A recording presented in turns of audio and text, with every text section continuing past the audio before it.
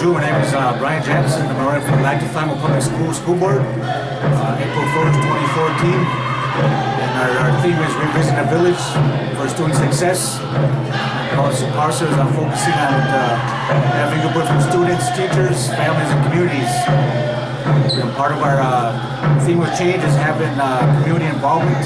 The voices, the parents can have their voices heard. And also having more input from teachers, that we can create a safe environment in the school, and also providing a partnership with the school and tribal council, and so we provide data so that's more congruent along with student development. Why did you decide to run for school board, Brian? Well, there's a couple reasons. One is a friend of mine, Running Horse Livingston, we're actually running together. We had this vision of starting this parent network last year where parents were not happy with the school, not having their voice heard, not having a safe environment for the school. There's a lot of issues that arose, and my friend at Running Horse, he was working in the school, so he knew some of the dynamics from the teachers, and where the teachers are not having their voice heard as well. Their ideas, some of their strengths that they could bring to the administration was not being heard. Was a couple of the major reasons we thought that some changes were needed. And so at the time we were going to actually form a walkout last year on count day, but we decided to not to and think things through. Over the summer we formed a network. In October we actually had our first meeting at the LDF Education Department. We had about 35 people there. Evolved into December having almost 200 people there. Now the goal is to keep that rolling. So parents and community folks, tribal council, school board, high school administrators, anybody that's involved in education to be part of these parent network meetings. This is to talk about education. How can we strengthen the community and have a stronger voice? Those are some of the major reasons why I wanted to run for school board. And plus, I have two of my sons in the school currently there, and I want to see them get a stronger education. I think one of the things that lacks there is when you get to high school, it's been said by high school students, former students of LDF School, that when they got to high school, they were not prepared. And so I think that's one of the things when you look at seriously, when you're thinking about classroom management skills, curriculum, culturally relevant responsibility curriculum.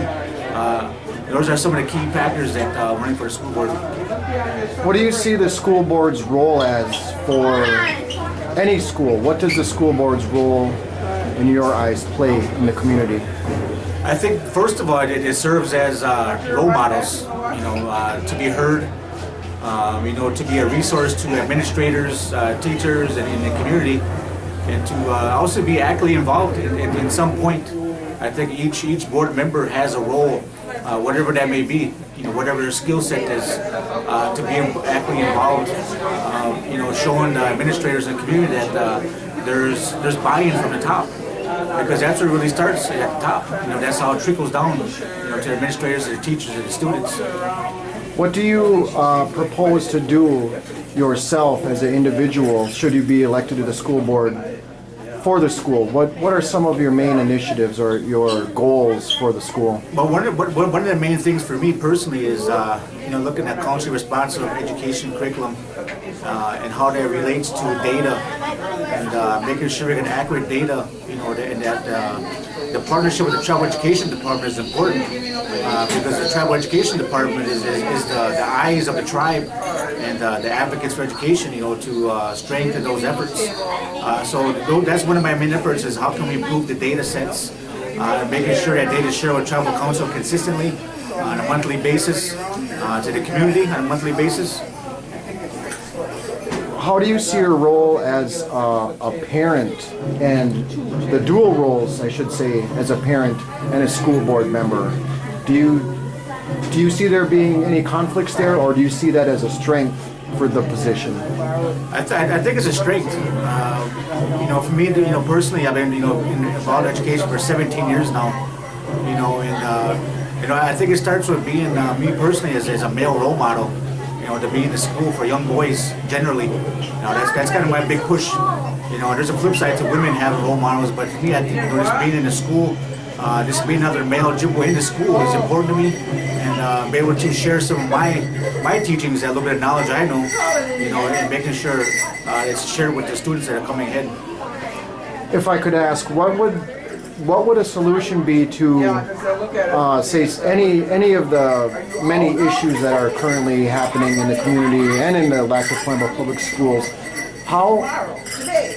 What are your solutions to some of those problems? What do you see as the cure for some of our things that we're going through right now? Well, I think one of the things is looking at best practices, some of the best models, that out there. How can we borrow some of those ideas?